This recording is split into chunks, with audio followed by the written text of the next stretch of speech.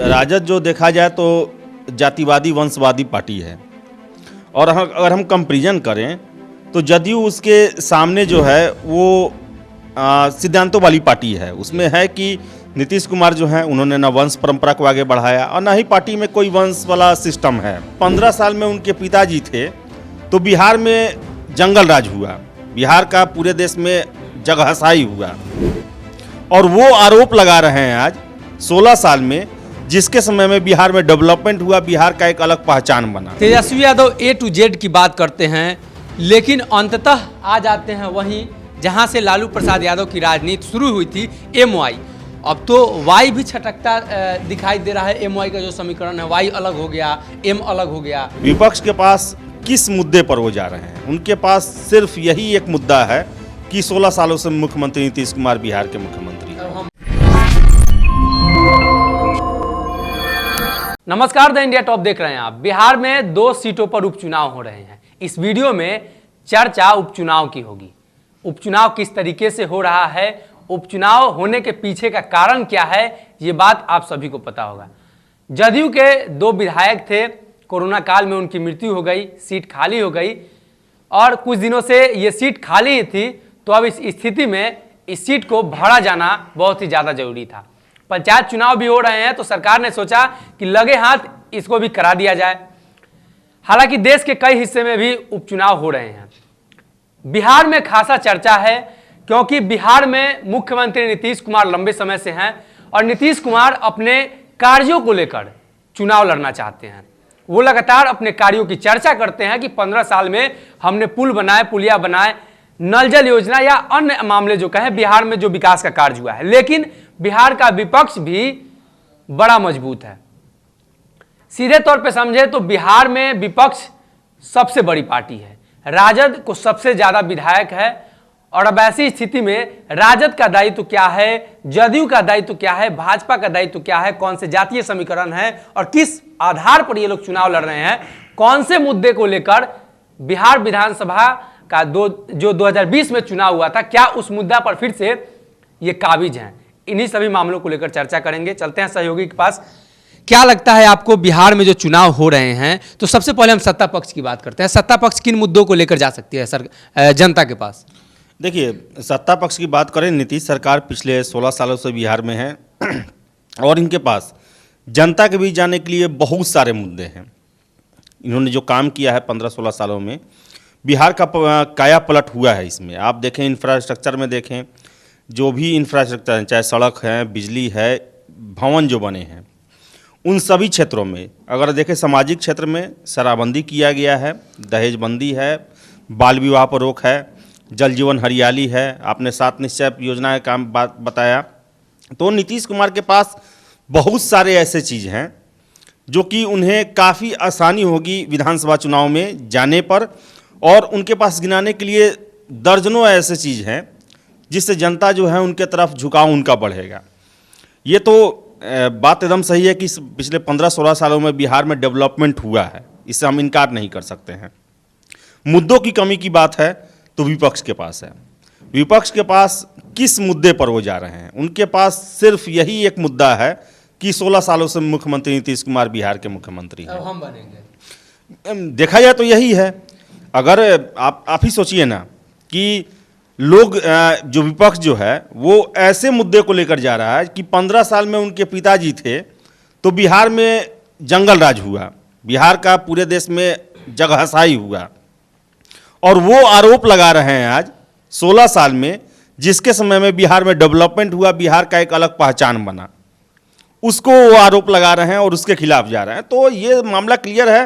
देखिए, विपक्ष के पास जो है सत्ता पक्ष के जो कुछ कमी है या कुछ गड़बड़ी होती है, कोई भी सरकार जो है 100% नहीं हो सकता है, उसी आधार पर गए हैं। लेकिन सत्ता पक्ष के पास बहुत ज़्यादा ऐसे मुद्दे हैं जिसे वो जनता के सामने रख रही है और रखेगी भी।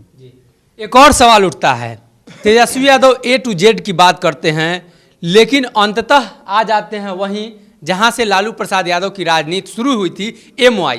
अब तो Y भी छटकता दिखाई दे रहा है। MY का जो समीकरण है Y अलग हो गया, M अलग हो गया, नीतीश कुमार के साथ जाते हुए दिखाई दे रहे हैं M। देखिए, राजद जो देखा जाए तो जातिवादी वंशवादी पार्टी है और अगर हम कंपैरिजन करें तो जदयू उसके सामने जो है वो सिद्धांतों वाली पार्टी है। उसमें है कि नीतीश कुमार जो है उन्होंने ना वंश परंपरा को आगे बढ़ाया और ना ही पार्टी में कोई वंश वाला सिस्टम है। यहाँ पर है कि जो फैसले लिए जाते हैं संसदीय बोर्ड उनका जो भी है, जो भी उनका सुप्रीम ये है वो लेता है। नीतीश कुमार सबसे बड़े नेता हैं, जदयू जो है मेन आधार स्तंभ वही हैं। इस कारण से उनका जो है इस पार्टी में बहुत ज़्यादा बढ़त है और इसी कारण से वो सीएम हैं। लेकिन अगर तेजस्वी यादव जो A to Z की पार्टी की बात करते हैं, कहाँ A to Z की पार्टी है? लालू यादव अभी तक अध्यक्ष हैं, जेल में रहें तो भी अध्यक्ष रहें, जेल से बाहर हैं, दिल्ली में बैठे हुए हैं, हमेशा कहते हैं कि तबीयत खराब है बिहार नहीं आ सकते, फिर भी अध्यक्ष हैं। और नेता प्रतिपक्ष अपने बेटे को बनाए। जब 2015 का चुनाव जीते तो डिप्टी सीएम बहुत से सीनियर नेता थे लालू यादव के बाद। रघुवंश प्रसाद सिंह थे, अब्दुल बारी सिद्दीकी थे, यही रोकते हैं। MY समीकरण की आप बात करते हैं और अब्दुल बारी सिद्दीकी लालू प्रसाद यादव के बाद सबसे बड़े नेता थे, पढ़े लिखे भी नेता थे, तो MY समीकरण वहां चलना चाहिए था। इनको उप मुख्यमंत्री अब्दुल बारी सिद्दीकी को बना देते। देखिए जो लोकतंत्र होता है उसमें जनता की भागीदारी होती है और जो राजनीतिक दल होते हैं उसमें अपने कार्यों के आधार पर आपको दल में हिस्सेदारी दी जाती है, ओहदा दिया जाता है। लालू यादव के बाद उनकी पार्टी में उनके समकक्ष या उनसे नीचे और तेजस्वी से ऊपर दर्जनों नेता थे, सबको दरकिनार किया गया। आज भी देखिए अपने छोटे बेटे के लिए बड़े बेटे को दरकिनार किया जा रहा है, सबको साइड किया जा रहा है। तो बनना तो चाहिए था, लेकिन वो राजद जो है जानती है कि वो जमात की नहीं बल्कि जात की पार्टी है। देखा जाए तो राजद के लिए आज सबसे बड़ा मजबूती उनके यादव वोटर ही हैं और सबसे बड़ी कमजोरी उनके यादव वोटर ही हैं, क्योंकि वो इतना वोकल हैं, इतना ज़्यादा वो प्रचार प्रसार करते हैं उनका, जिसके कारण जो न्यूट्रल वोटर है वो उनसे डरने लगता है, घबराने लगता है। और ये मैं आपको बताऊं राजद के कई नेताओं का भी यही कहना है कि हमारे वोटर जो हैं इतना एग्रेसिव हैं और इतना वो माहौल बनाते हैं जिसके कारण जो न्यूट्रल वोटर है, जो कि वो वोटिंग के अंतिम समय में निर्णय लेता है कि हमको किसको वोट करना है, वो डर जाता है, हमसे भाग जाता है, वो दूसरे तरफ छटक जाता है। नीतीश को वही फायदा होता है। नीतीश को साइलेंट वोटर वही साइलेंट वोटर हैं जो कि भाजपा से भी डरती है कभी कभी, और आरजेडी के इस जो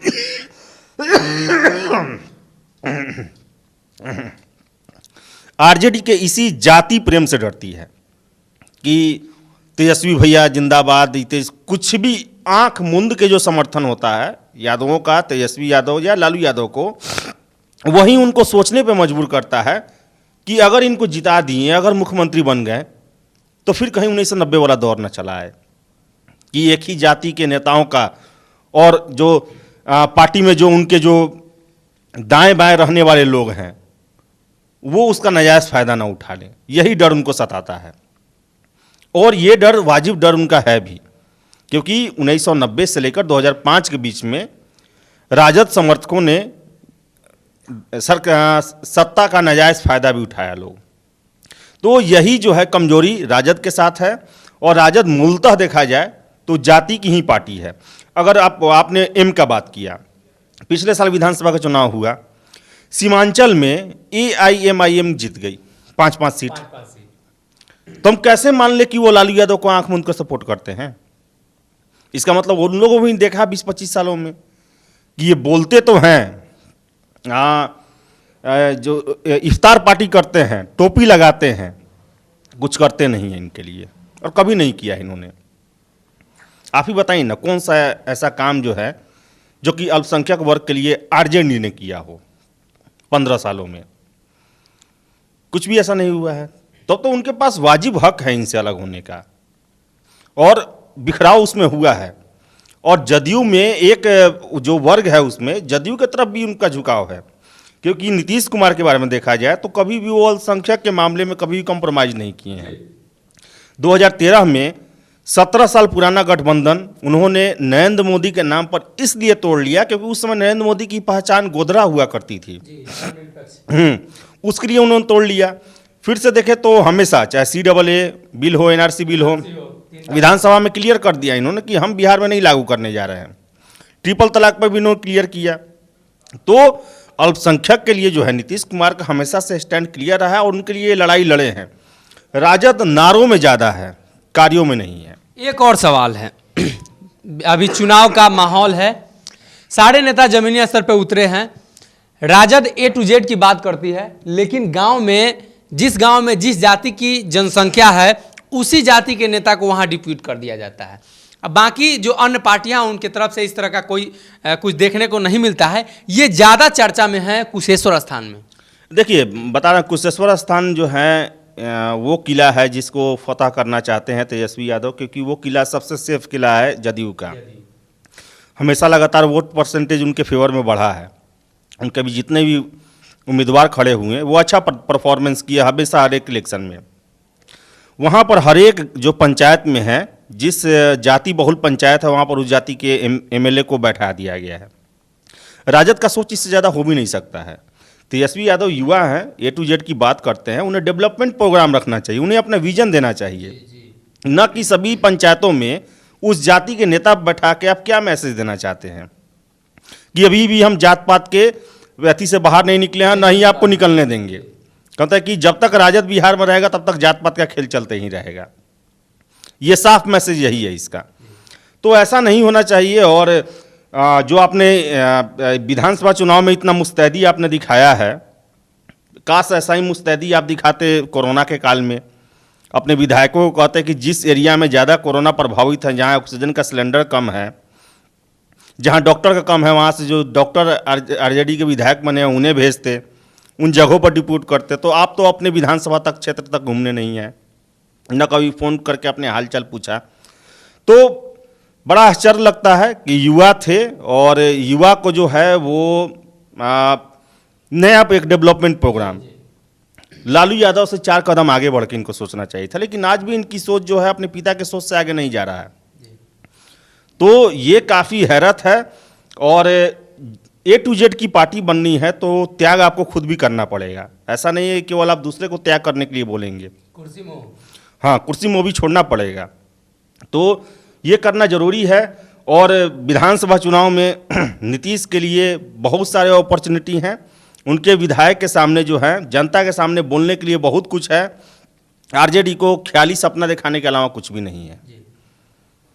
तो बिहार विधानसभा 2020 का चुनाव आपको याद होगा, तो आपको यह भी याद होगा कि रोजगार के मुद्दे पर चुनाव लड़ा गया था और नेता प्रतिपक्ष तेजस्वी यादव ने ही रोजगार के मुद्दे को लेकर आगे बढ़ाया था। और उसके बाद NDA गठबंधन दल को भी मजबूरी में मैं टोकना चाहूंगा। रोजगार की बात कर रहे हैं आप, लेकिन तेजस्वी यादव को हम रोजगार में भी कैसे मान लें कि बहुत अच्छा वो कुछ करने वाले हैं। इतना बार छात्र आंदोलन हुआ, एक बार भी वो सड़क पर नहीं उतरे। छात्रों के पक्ष में एक बार भी वो सड़क पर उतरते, विधानसभा में मुद्दा उठाते तो मैं मानता। 10 लाख नौकरी का बात बोल दिए वो कहाँ से देते, आज तक उन्होंने बताया। बिहार में कहाँ से जॉब अपॉर्चुनिटी आएगा, क्या कभी उन्होंने इसका ड्राफ्ट खींचा? बिहार में क्या संभावनाएं हो सकती है, क्या इसके बारे में उन्होंने कभी बताया? उनका पॉलिटिक्स ही चलता है सरकार को केवल गाली देकर। तो ये चीज़ जो है, देखिए जमाना अब चेंज कर रहा है। आप देखे होंगे 2014 में नरेंद्र मोदी का जो प्रचार था, चुनाव प्रचार, उसमें उन्होंने डेवलपमेंट प्रोग्राम पूरे देश को दिया, संभावनाएं बताई। क्या क्या संभावनाएं? तभी आप उस पर आगे बढ़ेंगे ना, नहीं तो आप तो संभावना तो बता ही नहीं रहे हैं। आप लालू यादव का एक भी भाषण कोई सुना हो, कोई भी बता दे कि उनका विजन क्या है, केवल हंसी मजाक ठिठोली, वही इस पर कमेंट करना, उस पर कमेंट करना, क्योंकि उनको पता है कि जात वाले वोट तो हम ही को देंगे।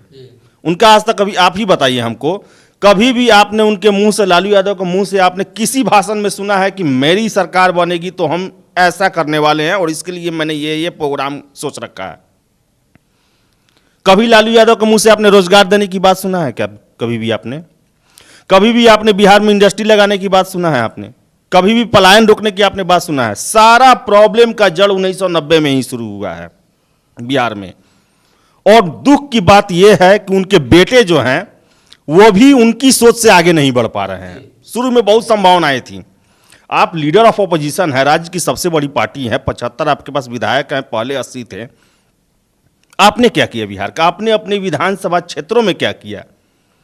विधायक फंड भी मिलता है, आप राघोपुर के अभी विधायक हैं, आपने राघोपुर की जनता को क्या दिया? आपने एक रोल मॉडल होता है ना कि कोई भी देखे, मानिए जो मैं भी हूँ, मुझे हो सकता है बहुत लोग बोले कि मैं राजद विरोधी हूँ चाहे कुछ भी हूँ, ऐसा कुछ भी नहीं है। मुझे भी बहुत यह है कि बिहार को जो आगे ले जाएगा मैं उसके पीछे लग जाऊंगा, लेकिन उन्होंने राघोपुर को क्या दिया? आपके हाथों में भी बहुत कुछ रहता है, लीडर ऑफ ऑपोजिशन है आप, जो है बहुत बड़े इंडस्ट्रियलिस्ट या बहुत लोगों को आप इनवाइट कर सकते हैं, कॉन्फिडेंस में ले सकते हैं, लेकिन आप तो हाथ पे हाथ धर के बैठे हैं, जब तक बिहार के मुख्यमंत्री नहीं बनेंगे हम कुछ नहीं करने वाले हैं।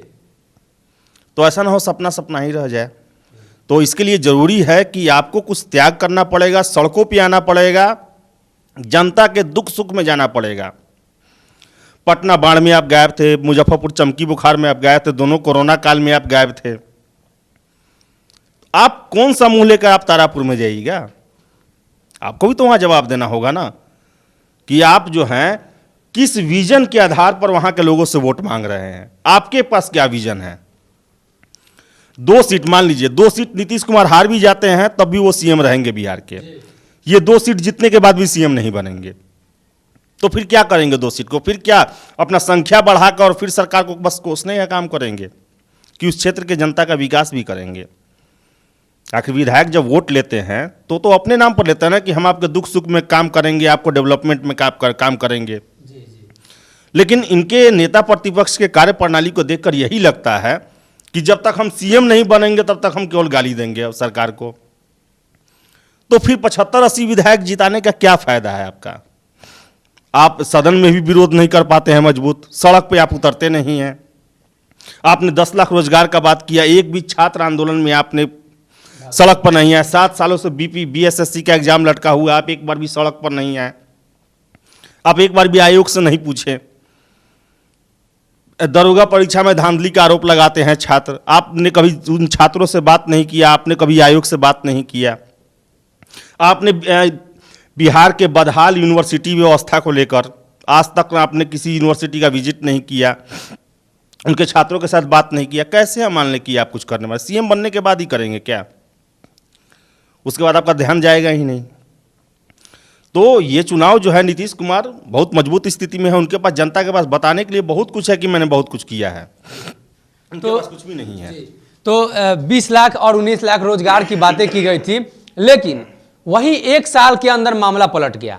अब इस बार चुनाव हो रहे हैं तो रोजगार की चर्चा नहीं है। क्यों रोजगार की चर्चा नहीं है? आपने 2020 का चुनाव रोजगार के मुद्दे पर लड़ा था, तो इस बार वो मुद्दा कहां गया? इस बार फिर से जातीय फैक्टर क्यों आ गया?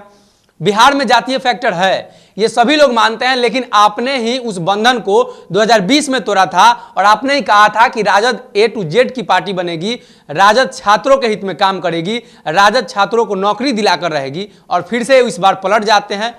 तो बिहार में इस तरीके के कार्य होते रहते हैं। और 15 साल नीतीश कुमार के शासनकाल की आप चर्चा करते हैं और 15 साल अपने शासनकाल की भी चर्चा कर लिया कीजिए। कभी कभी यह भी होता है कि एक कुर्सी है और आप ये समझ जाते हैं कि 15 साल वो रह गए तो अब मेरी बारी है। यानी जैसे लालू प्रसाद यादव 15 साल रहे तो नीतीश कुमार समझे कि अब मेरी बारी है, तो 15 साल हो गया है उनका, तो आप ये समझ रहे हैं कि 15 साल के बाद फिर मेरी बारी है। तो बिहार की जनता सब जानती है कि किसकी बारी है। बिहार में जो काम करेगा, जो डेवलपमेंट करेगा, उसी के आधार पर वोट मिलेगी। और जो जमीनी स्तर पर जो नेता उतरकर बिहार की जनता के हित के लिए सोचेगा, बिहार की जनता के लिए कार्य करेगा, उसको ही बिहार की जनता वोट देने वाली है। खैर, आने वाले समय में पता लग पाएगा कि 2 सीटों पर जो चुनाव हो रहे हैं उसका परिणाम क्या निकलकर सामने आता है। तब तक आप बने रहिए हमारे साथ। बहुत बहुत धन्यवाद।